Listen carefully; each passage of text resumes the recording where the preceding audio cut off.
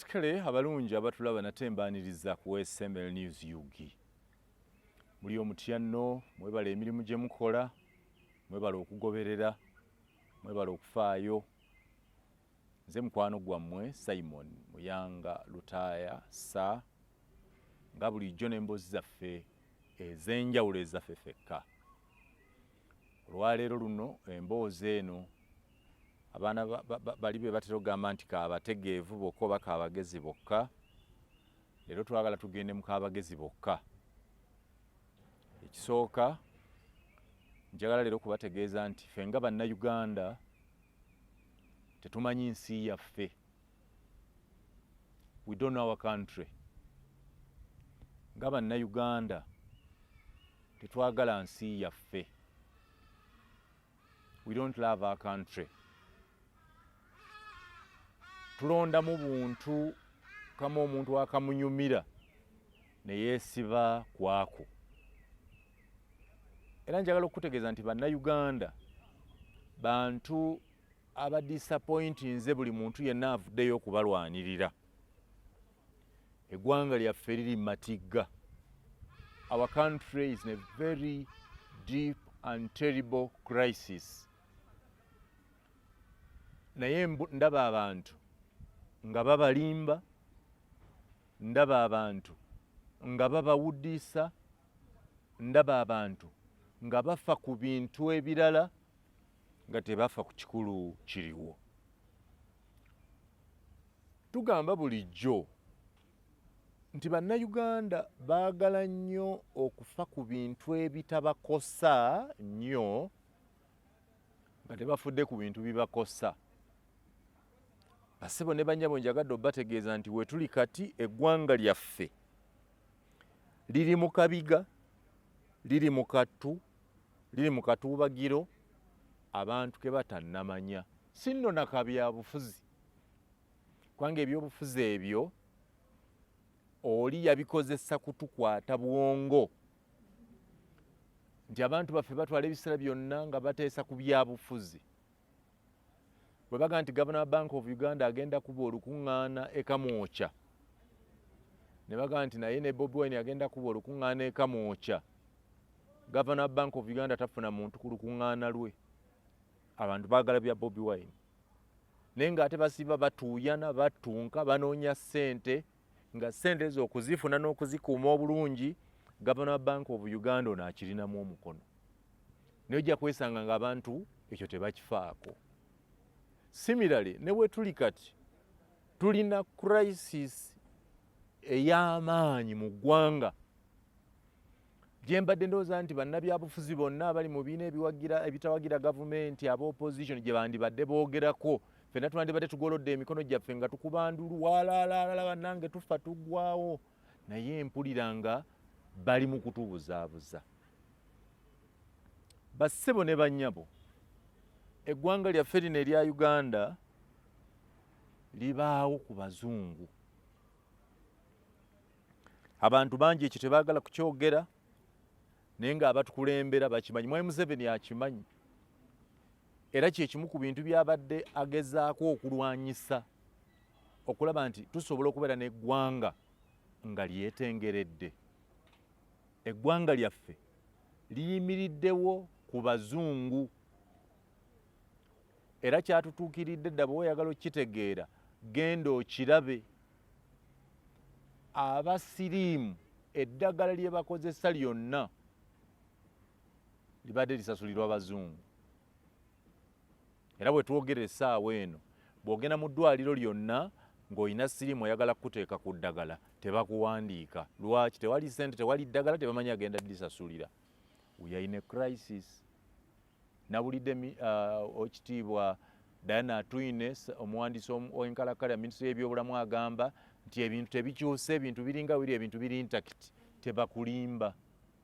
Abantu aboogera ebintu ebyo tebalina siriimu. Abantu aboogera ebintu ebyo tebalina balwadde. Abantu aboogera ebintu ebyo tebayitayo. Ffe tuyitayo, tugendayo, tumanyi ekiriyo. Essaawa eno omuntu akeberebwa ne siriimu kati ng'ateekwa okutandisibwa ku ddagala tewali ddwaliro lyonna limutwala, bagoba mugobe. Lwaki? Uganda teyina ssente zimala kugula ddagala limala kujjanjaba bantu baayo. I repeat, Uganda terina ssente zimala. So tetulina buyambi butumala kweyimirizaawo. Abantu abalina TB babadde bakozesa ddagala liva bweru. Abantu abalina siriimu bakozesa ddagala nga lisasulirwa abazungu. Abantu abalina omusujja gw'ensiri, ebintu byolaba musujja gw'ensiri, bagabye butimba, bagabye makerenda, bawa abakyala abali embuto, bawa mother kit, byonna bisasulirwa abantu bava bweru. Endwadde ezisinga obungi ezitukaluubiriza oziraba, era bw'ogenda ku malwaliro ebipande byosangayo. Bano bannaffe bayogeddeko aba USAID babadde basasulira ebintu bingi era ne bayisaawo n'ebirala bingi. Bye bayisaawo sibimanyi, mbiwulidde nti mu ssente zaabwe nga baagala okujjanjaba bannayuganda badde bayisizaamu n'ez'abasiyazi. Kituufu oba oli awo oba si kituufu, bayisizaamu n'ezibayamba bannabyafuzi to destabilize government. That's also possible. That's how America has worked anyway over the years. Naye ekyakabi nti abantu baffe kati basobola kufuna ddagala. Gw'oli eyo onoonya kaadi mu kalulu akaddako.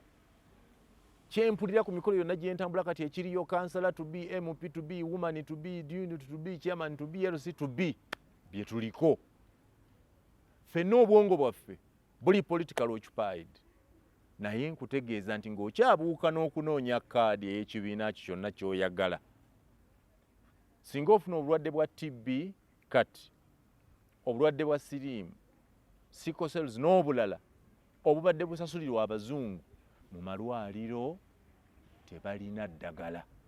Bw'eba eriyo ettonoko ligenda tumala emyezi emirala 2, after 2 months there will be nobody able to get these medicines.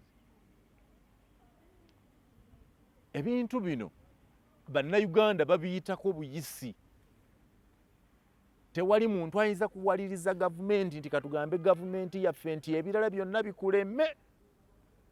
Nekwata mu ssente z'olina, oba ozeewolamu NSSF, oba ozeewola gy'ozeewola, ofunira abalwadde ba siriimu, abalwadde ba TB, abalwadde ba malaria, eddagala eribajjanjaba. How do we have a country that cannot treat its people? How? How do we explain that a country cannot treat, cannot care for its people? Where we have a president eyalayira nti alayira okukuuma bannayuganda n'ebintu byabwe, n'okkolanga buli lunaku, ekirabo kya president kiga nti nja kukolanga buli lunaku okutumbula embeera, the welfare of the people of Uganda. Bassebo ne bannyaba embeera mbi. Abantu abalwadde ba kansa bali ku malwaliro, teri ddagala. Abantu abali mu kufa mu kimugunyu temubamanyi muwendo. Munoonya kaadi muzinoonye, sibagaanyi. Ey'ekawempe bagiwadde Nalukoola bamuwe, n'endala bazinoonye. Naye obulamu bwaffe obusookerwako, bannange tuli mu crisis. Era bw'eba eriyo obudde bwe tuteekwa okuwuliriza Mwami Museveni bwe buno. We are in a time where you must love Museveni by force. Kubanga the country has lost hope. The only hope we can have is if Mr. Museveni and his people abali mu government can sit and find a solution. Imagine omuntu okufiirako awo nga tewali ddagala. Why? Because President wa America, Donald Trump, yayimirizza obuyambi bwonna obuweebwa amawanga gonna okumala ennaku 9 nga ne Uganda mweri. Naye Trump kino akikola nga nze nakiraba mu August last year. Natambula n'aba USAID ne tugenda e Mayuge, mu district y'e Mayuge, ne tugenda e Bugiri, n'ensanga abakyala abali eyo basomesa engeri gy'ojjanjaba omusujja gw'ensiri n'engeri gy'oteekwa okwerabirira. Omanyi bannayuganda tebamanyi bintu bikwata ku bulamu bwabwe nga bwe bamanyi byabufuzi. Obulwadde obusinga okutta abantu mu nsi yonna nkikuddiramu, obulwadde obusinga okutta abantu mu nsi yonna era nga bwe businga okutta n'abantu mu Uganda wano we tuli, musujja gwa nsiri, malaria, si siriimu. Bwe boogera ku siriimu ne bamuglorifyinga ne bamumagnifyinga, oyinza okulowooza nti ekizibu ky'ensi essaawa eno ekinene ye siriimu. No, not at all. The world's leading killer is malaria. Malaria atta abantu bangi, abakulu, abato, bubebi, embuto than any other illness. Malaria bulwadde bubi nnyo, ye mulabe number one. Tewali kintu kyonna mu nsi kitta bantu nga malaria. Tewali nsolo, tewali accident, kabube bubenje ku nnyanja, kabube bubenje ku makubo, tebutta bantu baweza muwendo. Malaria gwatta. These are facts you need to know. Wagire NRM siganyi naye na bino weetaaga obbimanya. Wagire FDC kiryoke naye na bino weetaaga obbimanya. Oyinza obutabitegeera leero. Lw'olituuka mu ddwaliro ng'ekirwadde kikuluma naye ng'eddagala eryo ly'oyagala teririiwo, obanga weeri naye nga ssente ezirigula toziweza, olijjukira nti waaliwo omusajja nga bamuyita Muyanga Lutaaya, yakeranga kweyogeza ku mikutu, yagamba bannayuganda tebaagala kufa ku bintu bibafaako. Malaria kye kimu ku bintu ebisinga n'okwavuwaza omwana wa Afrika. Bw'obala ssente z'ojjanjaba omusujja gw'ensiri, kati katubale oyina famire ng'eyange ennene ndowooza temugisobola. Katulaba oyina famire yo y'abaana 3 ne mukyalawo owookuna naawe oli wakutaano. Malaria tubale nti abantu abo ng'etteeka buli omu mu mwaka alwalamuuko malaria omulundi gumu. Kiki akaana kabadde kimusujja? Egundi nga leero tulabise ndabika ndimu omusujjasujja. Buli munnayuganda tumbalire nti at least alwala omusujja gw'ensiri omulundi gumu. And I can tell you nti olwaleero mu Kampala average treatment y'okujjanjaba omusujja gw'ensiri giri $5,000. Average. Oga nti omwana mulwadde alimu omusujja manyi ku bino akole average, kitegeeza $9,000, $10,000, $7,000 bwetyo bwe tuli. Kati katubale nti $10,000 oyina abantu 5, kitegeeza nti egyo $50,000 buli mwaka gigenda kukujjanjaba musujja gwa nsiri mu makaago.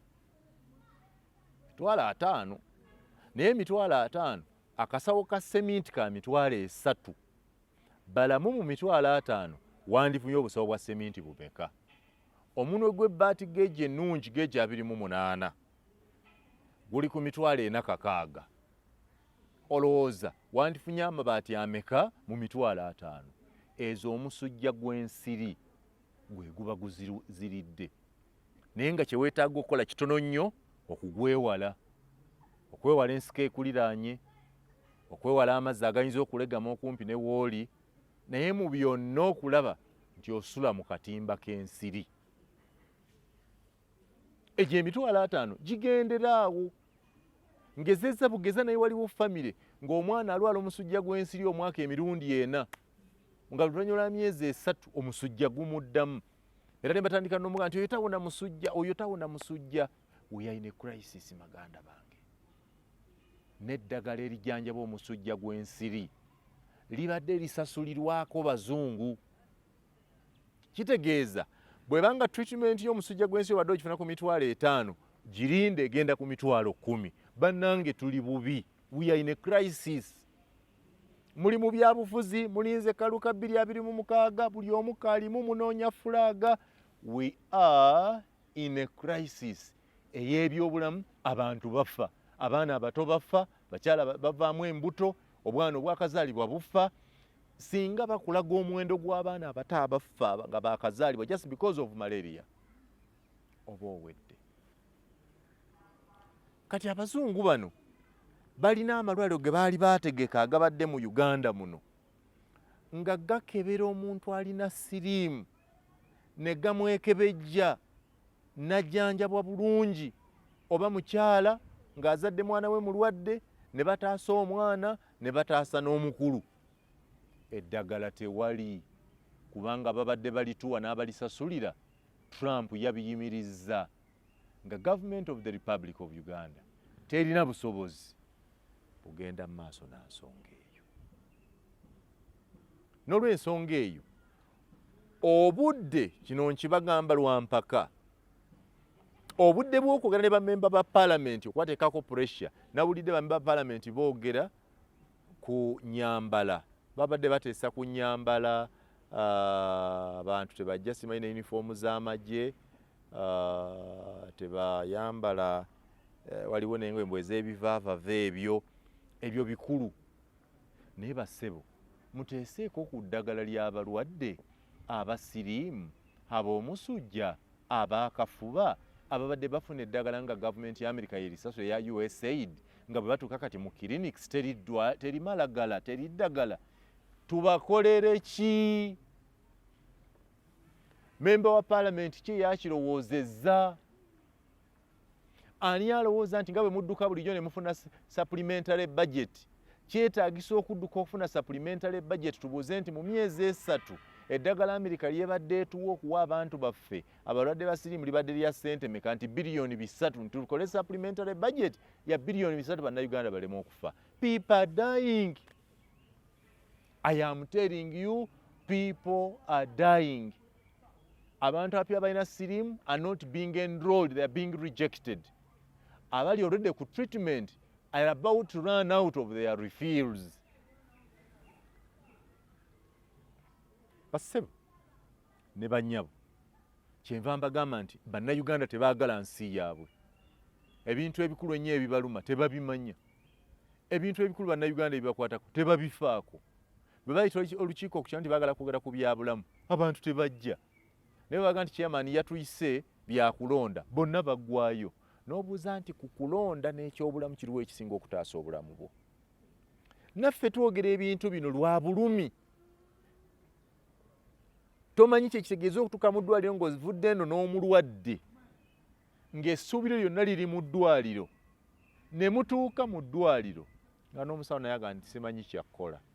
You just don't know what it means if a doctor says I don't know what to do. Nanga nti omusaayi gutuweddeko, omulwadde wa amaaso gakyuse, oyagala jjanjabwe, hope yo yonna eri mu ddwaliro, bamutega nti aweddemu omusaayi naye gwatuweddeko. Ewaliwo akakerenda bubeera bubiri obumyufu obuyamba omuntu naye tetubulina, oba tulina obukerenda obwo naye bwa ssente bweziti nga ssente ze bugula tozirina. Therefore ekisaawa eno ebintu Mwami Museveni byabadde ayogera bulijjo ebya operation wealth creation, ebya Musevenomics, ebya parish development model, eby'omuntu okusobola okubeerako ne ssente mu nsawo ye, this is the time. The wealth creation message has never been meaningful than it is today and now. Museveni's economics has never been useful than it is now. Kubanga wetudda, we are approaching an era of survival for the fittest. Wetudda eyeesobola yekka yagenda okubeerawo ng'olina ssente yo mu nsawo. Teebereza abadde afuna eddagala lya siriimu buli mwezi nga bamuwa lya bwereere, saawa eno nga bamuga nti buli mwezi lyetaaga emitwalo 7. Okubanga olina emitwalo 7 buli mwezi, oteekwa okuba ng'okola ku bintu biri Museveni byayogerako. Olunda embizzi, olinawo enkoko, olunda ente, olima mmwanyi, olinawo ky'olima ekisobola okuyamba okufuna emitwalo 7 buli mwezi okumalako omwaka kubanga teri amanyi Donald Trump lwaliddamu kwogera n'abantu oba lwaliddamu kuddiramu bannayuganda baga nti kati batandike obbawa sente zikomewo. And Trump has no problem. Naye aga nti kibadde kiyitira abantu mu nsi ye okulanga sente zifuluma yaga neno gye ziraga nga talaba bwe tukiwukako batuwa sente kutukwatirako tusobole okubanga bwe batukwatirako tutuuka ekiseera nga tusobole okwekwatirako okwesobola alaba myaka 2 nga bwe batukwatirako ogwasooka bwe batukwatirako n'omwaka ogwabiri tetusobola kusituka kwesobola kweyimirizaawo abuuza bantu ki bano oba abatwala obuyambi be batabutuusa oba obuyambi bwe butamala kwe kuteekawo envumbo ayagala buli $1 ya Amerika efuluma amanye weeraga na kiki kyeyongera ku Amerika etukolera mikwano ti bannayuganda bongera okutwagala etuleetera nsimbi bali bongedde okulima ne batuguza bye tulya etuleetera butebenkevu nti bannayuganda abandi tulumbye ne batukuba bbomu bantu baffe batwagala kubanga tukolagana nabo. Trump is asking for accountability for every American dollar. Kino nno yensonga lwaki mbaga nti oteekwa okwagala kati Mwami Museveni lwampaka oteekwa okuwuliriza Mwami Museveni olwaleero okusinga abantu abalala bonna. Sigaanyi nabo mikwano gyo bawulirize. Wuliriza buli mukulembeze wa kibiina kyayogera. Wuliriza Asumaani Basaliro wa Jeema. Wuliriza Bobi Wine owa Nuupu. Wuliriza Muriati owa FDC. Wuliriza Lukwago wa PFF. Wuliriza bonna owa DP Mao wa UPC ya Kenya bawulirize. But the person to listen to now is Yoweri Kaguta Museveni. You don't even have to love Museveni. You just need to listen to, you need him. Because nobody else understands the crisis. But when you look at Mr. Museveni and look straight into his face, you'll see that Mr. Museveni is troubled by the troubles that the country is undergoing. But unfortunately, Nsasira nnyo Mwami Museveni, by the way, because many times I see him struggling with things that he himself only understands. Nga bannayuganda bebikosa tebabitegeera tebabifaako naye ng'omulaba bimubothering, like you see a father who is bothered with the home gyalaba abaana enjala ebaluma abamu balwadde talina ssente naye ng'abaana bambi bo balina mu kuzannya oluusi tebafa nayo bakola gwakaaba. The time to love and listen Mr. Museveni is now. The time to need him. The time to follow his Operation Wealth Creation message. The time to follow his parish development model message. The time to follow his socio-economic transformation message. The so-called Musevenomics is now. Kugambye omanyi bwe muba mulaba ebintu temufaayo ne bw'onaatuuka mu ddwaliro n'olaba ekiriyo gendayo, sikwagaliza kulwala. Ne bwe wanaabaawo omuntu wo oba mwana genda mu ddwaliro bakusabe sente ze bakusaba eza malaria okujjanjaba malaria okitegeere nti abadde batuwa eddagala lya malaria ne batugabira n'obutimba bw'ensiri obwerere. Ebintu ebyo nno Museveni abadde abyogera ng'alinga atabyagala, alabira ddala abazungu okubanga baatuwamba okubanga n'obutimba bw'ensiri batugabira bugabizi. Akatimba k'ensiri kagula $1,200 naye nga munnayuganda tasobola kagula, alinda bwe baligaba ku kyalo. Ne babugaba ku kyalo ewaffe ebulamuugi abantu ne babutwala okubuvubisa. N'avuba ssente, n'avuba ebyennyanja, n'atunda omusujja gw'ensiri ne gumukwata, ezivudde mu byennyanja bye yavubye ne zijjanjaba omusujja ng'akatimba akandi mukuumye yakatutte kuvubisa. Lino eggwanga nti okwogera ebigambo oba eggwanga ly'abasi oba eggwanga lyaffe ly'abantu tuli bubi bannange.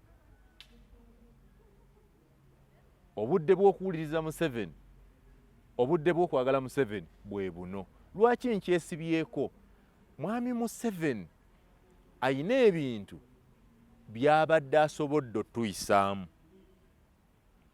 Mwenna munakkiriza abawagira Museveni n'abatamuwagira, abamwagala n'abatamwagala nti Gali magezi ga Yoweri Kaguta Museveni bwali bukulembeze bwe yali nkola ye eyatuyisa mu COVID. There came a time mu biseera bya COVID when Ugandans were for only God and Museveni. Take it or leave it. There came a time nga n'abatamwagala abali mu opposition nga balina okumuwuliriza era nga baga nti wagenda kubeerawo national address, tewali opposition.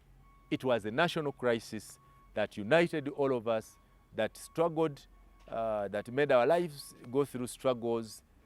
At that time, we only looked up to Yoweri Kaguta Museveni as our hope. And indeed, by the grace of God, Mr. Museveni steered us through the COVID pandemic successfully. That will be remembered of him, whether you want him or you don't. His stewardship, his leadership, his guidance, his management of the crisis, the way he handled the COVID pandemic will remain memorable. He steered us and saved more lives than any other country. You had our neighbors at Tanzania, Magufuli teyasigala, n'abantu abalala bangi bagenda. So many other countries. So, why am I saying so? Mr. Museveni has a heart, aina omutima ogwagala abantu. Of course, as a leader mubaamu ebiyitira. All leaders kill. There are people who die. Toyinza nti yatemutemu yatta abantu. There is no war fault. That war means that people die. Naye nga si ye muntu yandiyagadde abantu bafe mu ngeri ey'ekyeyonoonere. Mr. Museveni struggles in his speeches to make sure that Ugandans don't die of things they can prevent. I repeat, bw'omwetegereza alafuubana nnyo okulaba nti ebintu ebyo bye tusobola okwewala tebitutta. His leadership in the struggle against HIV/AIDS is undoubted. Ekyamulema, he did not plan. Mr. Museveni ne gavumenti ye tebaakirengera, tebaakiteekateeka nti abantu baffe bonna abalwadde ba siriimu abali ku ddagala n'abeewandiisa watya nga ababadde babasasulira bayimirizza obuyambi. What will happen? So because of that, the crisis has come. I see Diana Twin, a doctor, trying to assure Ugandans that all is well. Nothing is well. That I should tell you. Nothing is well. And people are talking about HIV/AIDS alone. Bogera ku siriimu yekka. Ab'eddagala lya siriimu tebakyalifuna. Abasiriimu abapya tebakyabawandiika. It's not about siriimu yekka. TB, akafuba, malaria, eddagala eribadde lijja, obutimba bwebadde babagabira, eddagala emulala bwebadde bagabira abakyala abali embuto ne babagabira ery'obwereere okumirako basobole okubeerawo. So we are in a terrible crisis. Nandibadde njagala okuwulira ebibiina by'obufuzi ebya Uganda nga byogera ku ebyo bulijjo mwogera ku political crisis byabakama amaze okuwandiisa abalonzi. Akiteeseteese kiwedde, is moving on course. Okulonda kujja kubaayo, but our people, press conference ya Nuupu ngirinda okutubuulira gavumenti okugiteeka ku nninga tuyambye tutya abantu baffe abafa. FDC, JEMA, UPC, DP, PFF, NRM. What solution do we have for a deep crisis that is taking lives of our Ugandans as Trump's orders keep biting us? What solution do we have? Bannayuganda, nsaba ebyobufuzi birungi kuba nange mbirimu, naye mutandika okuteeka amatu ku bintu ebitukosa ennyo. Ebyenfuna, abantu balina obulumi mu misolo bafiira eyo, onja boogerako olulala, bulumi buli emmanga eyo mu misolo, naye abantu tebafa ku ebyo. Ab'opposition abalina ebibiina, what they call alternative government, kubanga singa ab'opposition bavaayo ne boogera ku kintu tugeze nga musolo ne bakiremerako nnyo, abali mu gavumenti bakikolako. Kati nga bwe twogera ku byobulamu, kubanga siriimu ekyenjawulo kyayina n'obulwadde buno, oba oli wa NRM, oba oli wa FDC, oba oli wa NUP, n'awa NUP ajja kutwala omulwadde we, kubanga n'aba NUP tebalina malwaliro gaabwe, n'aba FDC tebalina malwaliro gaabwe. Nabo bw'omuntu wo bw'alwala emulago tusisinkanayo ffenna, nga nabo mwenna muli eyo, we NRM nga tuli era tuba kimu balwadde nzize kulaba mu ssawo. Ffenna bwe tusanga nga teri ddagala. We are in a terrible crisis. I would request the leader of opposition to convene a shadow cabinet and raise up some issues. Some motion is in parliament on what solution. We need a supplementary budget to save the lives of our people. Bannange, muyinza obutantegeera leero, naye nkusabira ogendeko mu ddwaliro. Eddagala lyonna ligenda kulinnya. Abaana baffe babagobye edda ku mirimu abadde bakola mu USAID, abantu bangi abasoba mu 3,000 abadde balina emirimu wano nga bakola mu bitongole ebyo eby'abazungu. Trump kasita yaggaddewo, bonna bali kati waka mu byalo tebalina mirimu.